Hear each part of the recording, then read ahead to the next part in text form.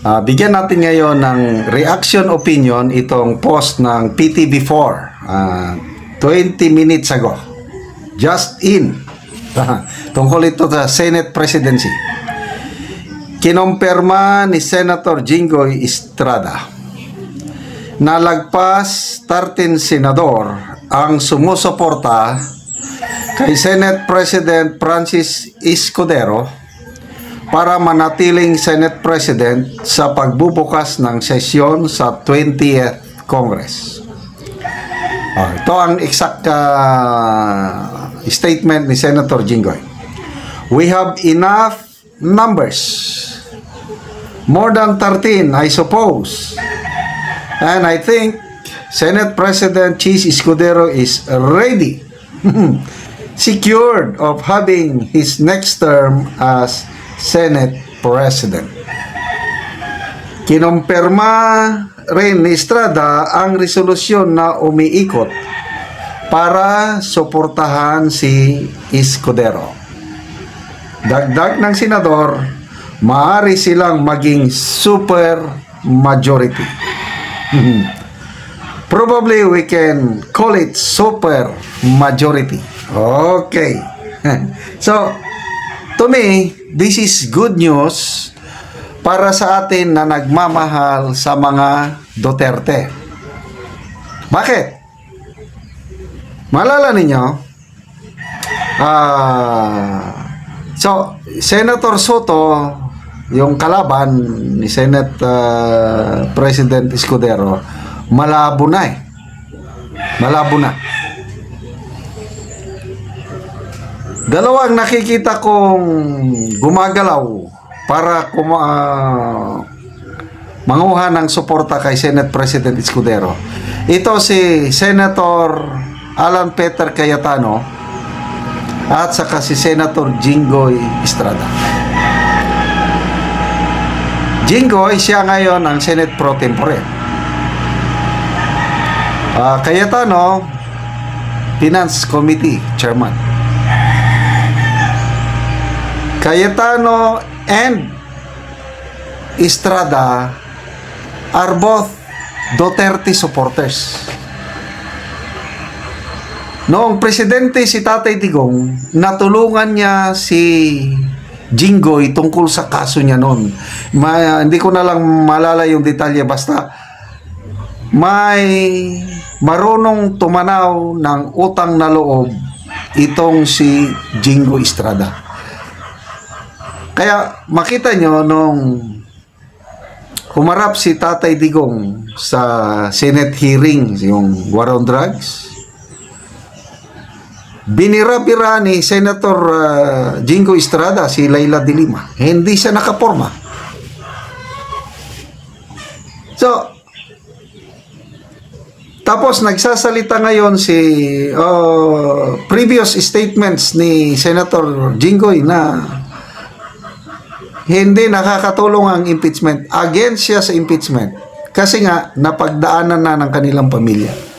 Ang kanyang tatay, si dating Pangulong Estrada, nagdaan ng ganyan. So, may trauma. So, Alan Peter Cayetano naman, running mate ni PRRD noong 2016. May pinagsamahan. So ngayon, itong nabubuong super majority, sobra 13, yan din, the same group, yung super majority na susuporta sa impeachment ni BP Sara. Kaya pagbukas ng 20th Congress sa July 28, magbotohan na yan ngayon ng magbotohan na ng Senate President. Ako, kalmante na ako na talagang mananalo si Senator Escudero as Senate President. Wala nang makakaagaw pa.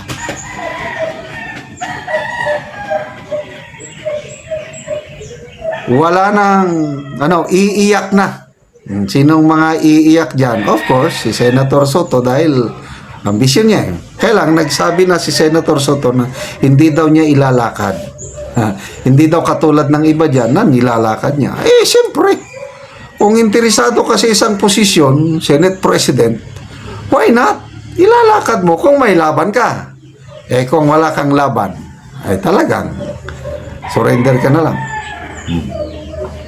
So ang mga nakikita kong sumusuporta kay Senator Soto, mga veterans ang tawag nila dyan, veteran Soto. Soto, Ping Lacson, Lito Lapid, yan. Loren Ligarda, mga magkakasama, veteran. Subiri. Kasi alam ko may konting hidwaan Subiri and Escudero. Tapos yung mga Tolpo brothers, pito. Sino pa ba? Pwede si Hontiveros. So, ilan lang? 8 lang. So, kung 8 lang sila, 16 ang 16 ang papabor kay Senator Escudero. Pwedeng matawag na yan na super majority, yung 16. So, tapos na po ang laban sa impeachment. Basta nandyan, Cayetano and Estrada, tapos na ang sila nang gagalaw, plus nandyan pa si Batorni, nandyan pa si Senator Marcoleta, o ano pa, Senator Marcoleta, lintik lang ang walang gante. Humanda na kayo, hindi nyo matatanggal si VP Sara sa kanyang pwesto. Nagpayag na magkakatotoo yan. Marami nang iyak. Hontiveros, Laila de Lima, Shell Jokno, dismiss kaagad ang impeachment o ng birada pa lang sa dismiss na, tatakbo ngayon sila sa Supreme Court. Okay, so, yun na. Hintayin na natin kung ano ang desisyon ng Supreme Court. Pwede niyang utusan ang impeachment court na mag-proceed ng trial. Okay lang. After dismissal at magsabi ng Supreme Court na proceed with the trial, okay lang pa rin. Kasi yung 9 na senador lang ang kailangang mag-acquit kay VP Sara, sobra sa 9 ang kasamahan niya sa Senado.